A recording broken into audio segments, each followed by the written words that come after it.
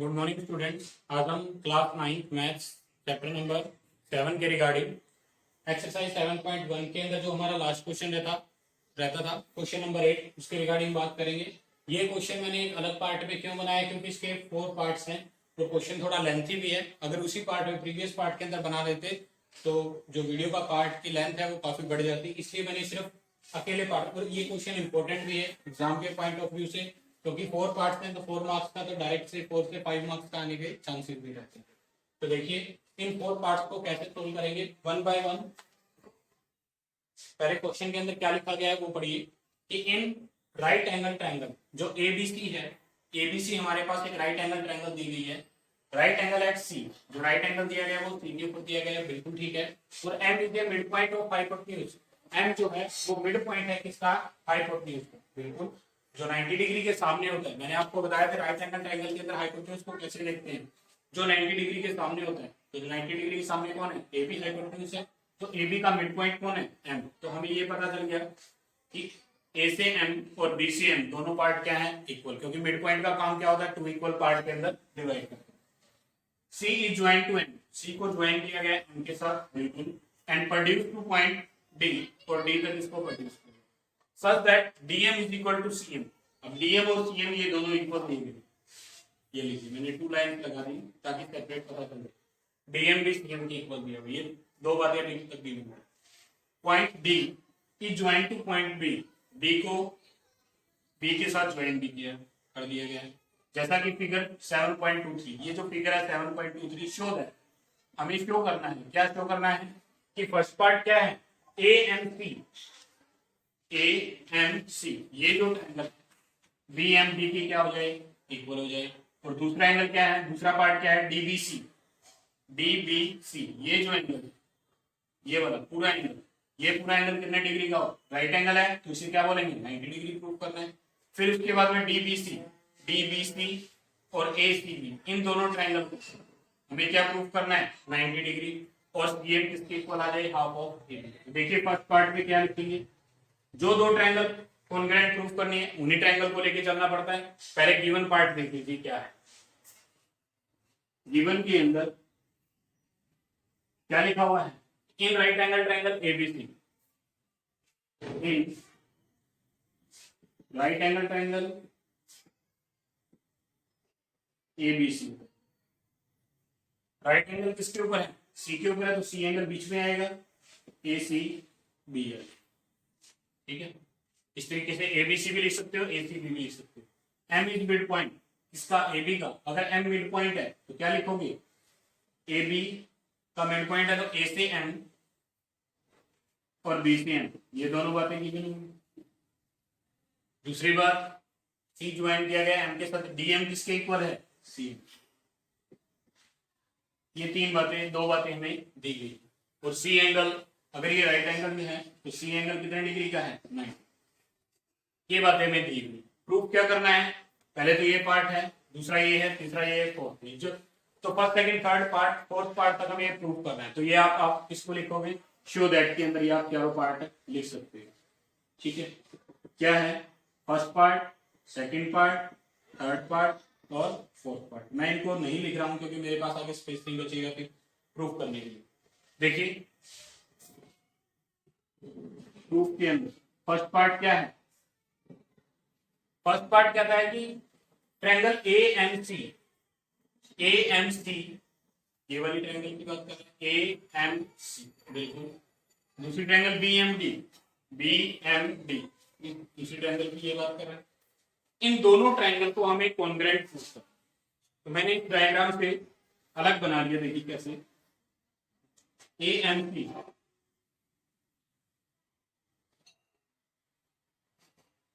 इसी तरीके से बनेगा। जितने की बात की है ए एम सी और बी एम डी, ये 2 ट्रायंगल होंगे। A M C first triangle है और बी एम डी मेरे पास सेकंड है। इन दोनों ट्रायंगल को कॉन्ग्रुएंट करना, तो कॉन्ग्रुएंट किस हिसाब से किया जाता है, वही 4 रूल। कौन कौन से, side angle side, angle side angle, या फिर angle angle side, side side side, या फिर आरएचएस। आरएचएस नहीं लग सकता, साइड साइड नहीं लग सकता, क्योंकि 3 साइड्स के बारे में कोई रिलेशन नहीं है। उसने क्या बताया हुआ है, नेम उल्टे सीधे लिख दीजिए, नहीं, ए सी डी बी, यहाँ डी, उसने क्या बोला है, डीएम किसके इक्वल है, डीएम के इक्वल है, बिल्कुल सर। ए बी किसके, ए एम किसके इक्वल हो गया, क्योंकि M is a mid point.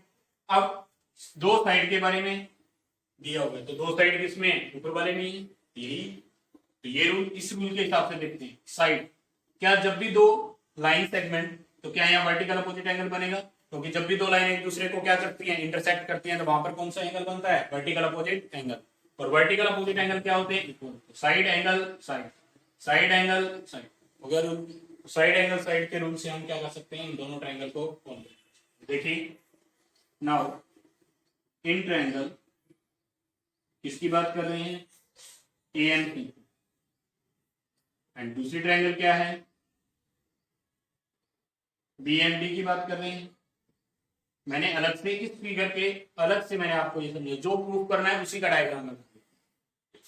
क्या लिखेंगे, हमारे पास क्या दिया गया, पहले ए एम साइड जो है क्या बी एम के इक्वल है, बिल्कुल, ये हमें गिवन साइड है। दूसरी बात क्या दी गई है, एंगल के बारे में, इसको वन एंगल का नेम ले लेते हैं, इसको टू, तो एंगल वन जो है वो किसके इक्वल है, टू। ये क्या हो गया, वर्टिकल अपोजिट एंगल। तीसरी बात जो है साइड के रिगार्डिंग क्या हो जाएगा, सी एम किसके इक्वल हो जाएगा, डी एम, गिवन सर। ये तीन बातें दी गई थी, इन तीनों बातों के ब्याह पे मैंने क्या कहा कि जो ट्रायंगल है A M C is congruent to triangle B M D, got it, by rule side angle congruence. यहां तक मेरे पास की पार्ट है, दोनों प्रूफ हो जाते हैं, गॉट इट। ये जो फर्स्ट पार्ट है ये मैंने प्रूफ कर दिया। सेकेंड पार्ट देखिए,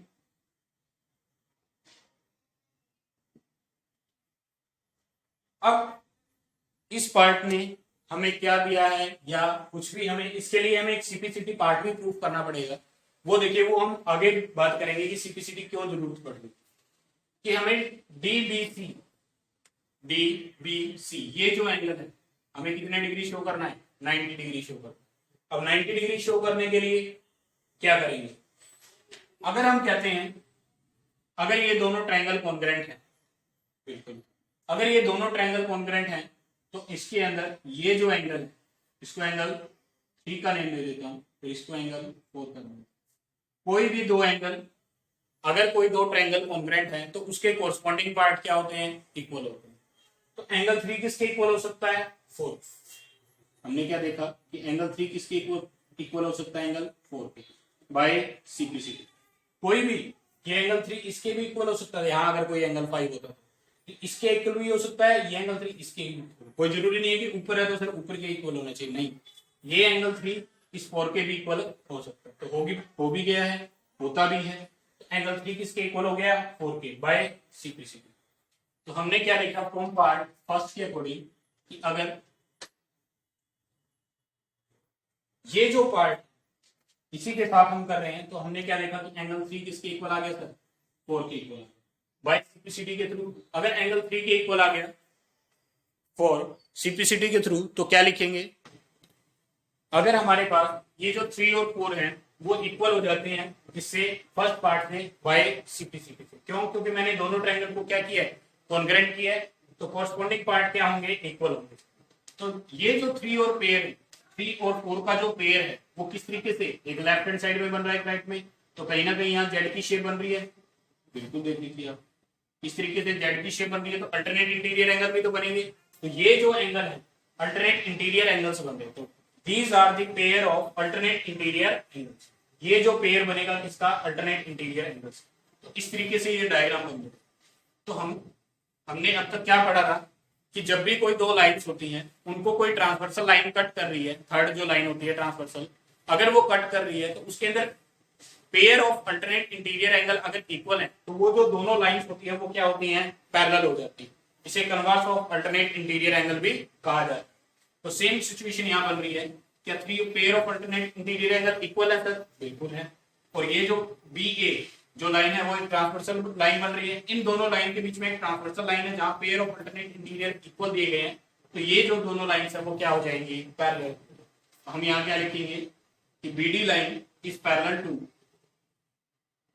dB line is parallel to AC. ये दोनों लाइन क्या हो जाएंगी, पैरेलल, बिकॉज रीजन क्या हो जाएगा, converse of alternate interior angle, converse of alternate interior angle.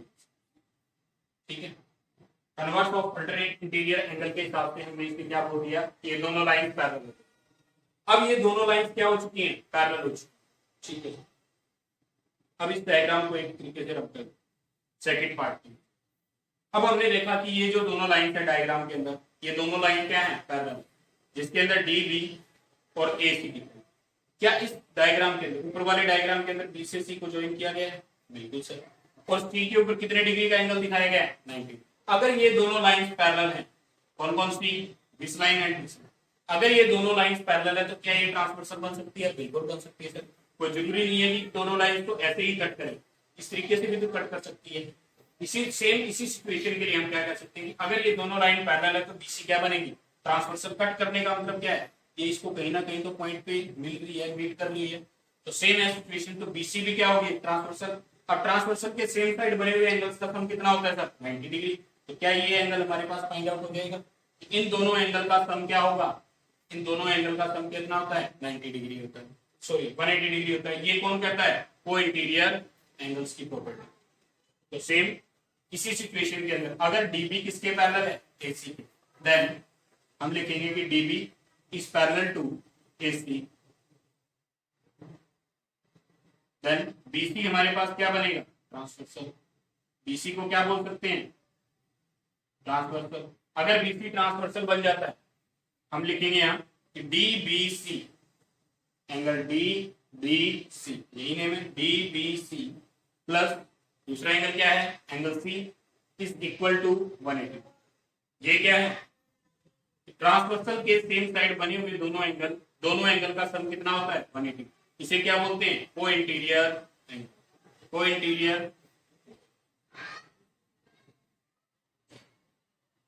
Interior angle property. ठीक है, को इंटीरियर एंगल में क्या होता है कि डीबीसी, सी एंगल की वैल्यू मुझे गिवन है स्टेटमेंट के अंदर कि सी के ऊपर क्या है, 90 डिग्री है। तो डीबीसी 180 माइनस 90 हो गया, 180 माइनस 90 करेंगे तो डीबीसी की वैल्यू कितनी आ गई सर, 90। क्या हमारे पास सेकंड पार्ट प्रूफ हो गया, बिल्कुल सर। अब डीबीसी 90 डिग्री प्रूफ हो जाता है, हो गया सर। सेकंड फर्स्ट पार्ट भी प्रूफ हो गया, सेकंड पार्ट भी प्रूफ हो गया। थर्ड पार्ट देखिए क्या कहता है, थर्ड पार्ट के अंदर कहता है कि डीबीसी और एसीबी को कॉन्ग्रेंट प्रूफ कर, ठीक है, डीबीसी को कॉन्ग्रेंट। अब डीबीसी का डायग्राम देखिए क्या है, डीबीसी इस तरीके से बनाया गया है, डीबीसी। दूसरा क्या है, एसीबी के अंदर, एसीबी, एसीबी। अब बीसी वर्ड तो इसके अंदर भी आ रहा है, बीसी इसके अंदर, जो लेटर्स हैं वो दोनों इसके अंदर आ रहे हैं, तो कहीं ना कहीं ये चीज कॉमन होगी, बिल्कुल होगी सर। जैसे वन पार्ट इसके अंदर लगा दिया, टू पार्ट इसके अंदर, इसके अंदर हमने सिंबल बनाने के लिए क्या हो गया, ये दोनों के अंदर सेम ही है तो कॉमन भी हो जाएगी। अब क्या हम ये कह सकते हैं ये जो डीबी है वो एसी के इक्वल हो सकता है, कब हो सकता है सर, इस केस में देखिए क्या आपने इन दोनों ट्रायंगल को कॉन्ग्रेंट प्रूफ किया था, कोरस्पोंडिंग पार्ट मतलब एंगल्स भी इक्वल होंगे जो बचे हुए हैं, और जो कोरस्पोंडिंग साइड बची हुई है वो भी क्या है, इक्वल होंगे। तो डीबी के बारे में इसमें कोई नाम भी नहीं था, तो क्या अगर ये दोनों ट्रायंगल कॉन्ग्रेंट हो जाती हैं तो DB is equal to AC लिख सकता हूं, बिल्कुल। हम इसमें एसी आ रहा है सर, ये आ रहा है, इसके अंदर डीबी आ रहा है, ये भी आ रही है, दोनों क्या हो जाएंगे, सीपी से इक्वल हो, तो एंगल भी इक्वल हो रहा है, corresponding part of congruent triangle, ये भी कॉन्ग्रेंट ट्रायंगल का एक पार्ट एंगल, और कॉन्ग्रेंट ट्रायंगल का साइड भी जो है वो भी क्या है, क्या पार्ट है, तो वो भी क्या हो जाएंगे, इक्वल हो जाएंगे। तो हम ये कह सकते हैं प्रीवियस पार्ट की हेल्प से ये जो लाइंस, ये दोनों लाइंस क्या हो जाती हैं, इक्वल हो जाती हैं सिंप्लिसिटी के थ्रू। हमने प्रीवियस पार्ट नंबर 1 के अंदर ये बात प्रूफ कर, ठीक है। चलिए सर यहां तक अभी हमने प्रूफ करके आए कि सेकंड पार्ट के अंदर बी कितने डिग्री का एंगल है, 90 डिग्री का, और सी भी कितने डिग्री का एंगल है। तो side angle side, side angle side, side angle side से इन दोनों ट्रायंगल को हम क्या कर सकते हैं, कॉन्ग्रुएंट कर सकते हैं। तो देखिए क्या लिखेंगे, now in triangle DBC and दूसरी ट्रायंगल एसी, ठीक है, इसके बारे में बात कर रहे हैं। इसमें हम कैसे लिखेंगे कि डीबीसी और एसीबी, डीबीसी और एसीबी के लिए हमने देखा कि बीसी पार्ट और बीसी पार्ट दोनों के अंदर क्या है, कॉमन साइड, एंगल बी क्या है 90 डिग्री, और इसमें एंगल क्या है, each angle is 90, each 90 degree लिख दिया, साइड भी मिल गई, एंगल भी मिल गया। थर्ड क्या है, हमने ये देखा था कि जो डीबी है वो इक्वल है किसके, एसी। ये कहां से प्रूफ किया, फ्रॉम फर्स्ट पार्ट के सिंप्लिसिटी से। तो आप इसे क्या लिख सकते हो, प्रूव्ड अबव, हम इसे पहले प्रूव कर चुके हैं, प्रूव्ड अबव, हम इसे इस रिजल्ट को हम पहले ही प्रूव कर चुके हैं, ठीक है, क्योंकि हमने इसको फर्स्ट पार्ट के अंदर सिंप्लिसिटी के अकॉर्डिंग कर दिया है। अब साइड, कॉमन साइड, एंगल, और ये भी क्या है साइड, क्या लिखेंगे, triangle DBC is congruent to triangle ACB by side angle side, side angle side congruence rule, side angle side congruence rule से ये दोनों क्या हो जाती है, ट्रायंगल कॉन्ग्रुएंट हो जाती है। क्या हमारा थर्ड पार्ट हो गया। अब फोर्थ पार्ट देखिए, फोर्थ पार्ट के लिए तो स्पेस नहीं है हमारे पास, कोई बात नहीं, एक पार्ट रब कर देते हैं इसके लिए। सेकंड पार्ट देखिए, सेकंड पार्ट को रब कर, थर्ड पार्ट के अंदर जो प्रूफ किया है उसके बाद में क्या हम दो ट्रायंगल अगर कॉन्ग्रुएंट है तो कोई ना कोई सिंप्लिसिटी से इक्वल हो सकता है, बिल्कुल हो सकता है। देखिए फोर्थ पार्ट क्या प्रूफ करना है, सीएम, सीएम किसके इक्वल हो जाए, हाफ ऑफ एबी के, या 2cm किसके, 2 डिवाइड के अंदर इक्वल आ जाए तो मल्टीप्लाई के अंदर, तो 2cm किसके इक्वल हो सकता है, एबी के, कोई भी रिजल्ट आ जाए। अगर हम कहते हैं कि डीसीबी ट्रायंगल एसीबी के कॉन्ग्रुएंट है तो क्या हम ये लिख सकते हैं, ये इसका एक पार्ट और ये जो दोनों पार्ट है कॉन्ग्रुएंट है दोनों ट्रायंगल, तो इनके दोनों पार्ट इक्वल हो सकते हैं, बिल्कुल। हम लिखेंगे यहाँ DC is equal to AB by CPCT, by CPCT। हम क्या लिखेंगे, जो DC पार्ट है वो AB के क्या हो जाएगा, इक्वल हो जाएगा, किस रिजल्ट के कारण, CPCT के, क्योंकि ये दोनों ट्रायंगल क्या हैं, कॉन्ग्रुएंट। जो रिमेनिंग पार्ट है, कोरस्पॉन्डिंग पार्ट है, वो क्या होंगे, इक्वल, ठीक है। अब हमें देखिए क्या हमारे पास एक डीएम दिया गया है, डी से सी, हमने पता किया इससे प्रीवियस पार्ट थर्ड पार्ट के अंदर डीसी हमारे पास एबी के इक्वल आ गया ड्यू टू सीपीसी। अब जो डीसी है पूरा का पूरा डीसी देखिए, डी से सी, ये दो पार्ट के अंदर बना हुआ है, क्या डी से एम, डी से एम और सी से एम, इसको राइट कर सकते हो, दो पार्ट से मिलकर बना हुआ है। ये जो लाइन है दो पार्ट से, डी से एम और सी से एम, तो क्या D M plus C M लिख सकते हैं, बिल्कुल। जैसे पूरी लाइन है इसके दो टुकड़े कर दिए, पूरी लाइन क्या है डी से सी, इसके दो टुकड़े किए तो एम यहां पर भी आ गया, एम यहां पर भी आ गया, तो डी से एम प्लस एम से सी को जोड़ेंगे तो ही डी की लाइन बनेगी, इसी में। और हमें क्या पता है कि डीएम किसके इक्वल है, सीएम के। अब डीएम की जगह क्या पुट कर सकते हैं, सीएम, और पुट क्यों करना है, क्योंकि हमें डीएम की जगह ही सीएम पुट करेंगे, सीएम की जगह डीएम पुट नहीं करेंगे, क्योंकि रिजल्ट के अंदर हमें क्या चाहिए, सी। तो देखिए डीएम इज इक्वल टू क्या है, सीएम। या नोट पे डाल देंगे कि डीएम हमारे पास किसके इक्वल है, सीएम के। ठीक है, तो 1 सीएम और 1 सीएम ये डीसी के इक्वल चल ही रहा है, 1 सीएम और 1 सीएम कितने हो जाएंगे, 2 सीएम हो जाएंगे। क्योंकि 7 के आगे कोई भी न्यूमेरिकल वैल्यू नहीं है तो हम क्या लगा सकते हैं 1 1 प्लस 1 2 CM। अब 2 मल्टीप्लाई में CM के साथ इधर आएगा तो मल्टीप्लाई से किस में हो जाएगा डिवाइड। ठीक है, तो ये क्या हो गया 2 मल्टीप्लाई में इधर आएगा तो डिवाइड के अंदर। अब हमें पता है थर्ड पार्ट के अंदर हम प्रूफ करके हैं कि DC किसके इक्वल है सर AB के इक्वल है। तो DC की जगह हमें क्या प्रूफ करना है AB प्रूफ कर सकते हैं। ये हमारे पास इसका क्या देता है फोर्थ रिजल्ट देता है कि 1/2 of half of AB is equal to CM। इसको लेफ्ट हैंड साइड में इस तरीके से लिख लीजिए या CM को इस साइड लिखोगे तो भी ठीक है क्योंकि बीच में किसका सिंबल है इक्वल। Got it. ये था हमारे पास क्वेश्चन नंबर पूरा 8। 4 पार्ट्स को मैंने अलग अलग सोल्व करवाया, हर एक का डायग्राम भी अलग बताया आपको। तो पहले केस के अंदर हमें ये ध्यान रखना है, पहले हमें दो ट्रायंगल को कॉन्ग्रेंट करना है तो उसके लिए हम सीपीसीटी पार्ट को भी लेके चलेंगे। अब सीपीसीटी इसमें ये पार्ट इंपॉर्टेंट है कि जो 3 है वो 4 के इक्वल क्या हो जाएगा 4 के इक्वल हो जाएगा। एंगल 3 जो है वो 4 के इक्वल होगा। क्यों? क्योंकि एंगल जो ये जो अगर आप कहते हो कि ए पार्ट है वो डी के ही इक्वल होना चाहिए, ऐसा नहीं होता है कॉन्ग्रेंट फिगर के कि ये जो होता है कि दो कॉन्ग्रेंट फिगर है, कॉन्ग्रेंट का मतलब सेम है, same figure same shape same size. मैंने आपको डेफिनेशन बताई थी सेम शेप सेम साइज, तो उसके जो कोरस्पॉन्डिंग एंगल है वो इक्वल होंगे। तो कोई जरूरी नहीं है कि ऊपर वाला एंगल ऊपर वाले के इक्वल होगा। ऊपर वाला जो ये एंगल है ए, ये इस बी एंगल के भी क्या हो सकता है इक्वल हो सकता है। तो मैंने सेम वही सिचुएशन की कि एंगल 3 जो है वो किसके इक्वल हो गया 4, और 3 और 4 मिलकर क्या बनाएंगे अल्टरनेट एंगल। अगर ये अल्टरनेट एंगल बनाएंगे तो ये दोनों लाइंस क्या हो जाएंगी पैरेलल। अगर ये दोनों लाइन पैरेलल हो जाती है तो हम क्या कहेंगे ये जो बीसी लाइन बनेगी सेम है इस सिचुएशन के अंदर बीसी लाइन बनेगी, ट्रांसवर्सल लाइन बनेगी। ट्रांसवर्सल लाइन के सेम साइड बने हुए एंगल्स का सम कितना हो जाएगा 180 डिग्री, जिसमें से एक एंगल 90 डिग्री है तो दूसरा भी कितना हो जाएगा 90 डिग्री। अब बी हमारे पास 90 डिग्री प्रूफ हो जाता है। बी 90 डिग्री प्रूफ होने के बाद में डीबीसी ट्रायंगल और एसीबी ट्रायंगल, इन दोनों ट्रायंगल को लिया। इन दोनों ट्रायंगल को कॉन्ग्रुएंट प्रूफ करने के लिए अब देखिए मैंने पहले फर्स्ट पार्ट का ही यूज किया।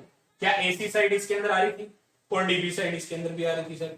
मेरे पास क्या था ये एंगल 90 था ये एंगल 90 था, बीसी बीसी कॉमन में था, सिर्फ एक वैल्यू चाहिए। तो मैंने देखा कि ये जो साइड है डीबी और एसी, डीबी और एसी इसमें भी आ रही है। अगर ये दोनों ट्रायंगल कॉन्ग्रुएंट हैं, ये पहले वाले जो दोनों ट्रायंगल कॉन्ग्रुएंट है तो ये दोनों पार्ट सीपीसीटी इक्वल हो सकते हैं, बिल्कुल हो सकते हैं। एंगल भी बाकी जितने भी पार्ट बचे हुए इन दोनों ट्रायंगल के अंदर वो सारे क्या हो सकते हैं इक्वल हो सकते हैं। किसकी हेल्प से सीपीसीटी की हेल्प से। Got it. तो देखिए तो AC किसके इक्वल आ गई डीबी के, AC किसके इक्वल आ गई डीबी। इसी रिजल्ट का यूज करते हुए side angle side, side angle side, side angle side से मैंने इस पार्ट को क्या प्रूव कर दिया कि ये दोनों ट्रायंगल क्या हैं कॉन्ग्रुएंट। अगर ये कॉन्ग्रुएंट है तो कहीं ना कहीं इसका ये पार्ट बच गया, साइड एंगल साइड के बाद में ये पार्ट बच गया, इसमें ये पार्ट बच गया, तो दोनों पार्ट क्या हो जाएंगे सीपीसीटी से इक्वल हो जाएंगे। क्योंकि AC किसके इक्वल DC किसके इक्वल हो गया AB, DC is equal to AB, कहीं ना कहीं सीपीसीटी। अब ये कहता है कि जो हमें CM प्रूफ करना है हाफ ऑफ एमबी की, तो इस CM कहां से आएगा इस पूरी लाइन से। तो हमने क्या देखा कि जो DC लाइन थी पूरी DC किसके इक्वल है AB के, तो DC का अगर DC का रिजल्ट सोल्व करूंगा तो वो अपने आप AB के इक्वल ही आएगा, AB के सेम ही आएगा। तो DC को क्या लिख सकता हूं DM प्लस CM। अब हमने पता था कि DM किसके इक्वल है CM, तो DM की जगह क्या वैल्यू पुट कर दी CM और CM दो 2 टाइम्स आ गया तो 2CM हो गया, 2 मल्टीप्लाई में इधर आ गए डिवाइड। अब DC किसके इक्वल था AB के। तो ये था मेरे पास क्वेश्चन नंबर 8। अगर फिर भी किसी भी स्टूडेंट को एक्सरसाइज 7.1 के अंदर किसी भी सम के अंदर प्रॉब्लम आती है तो वो कमेंट में राइट करिए। Thank you.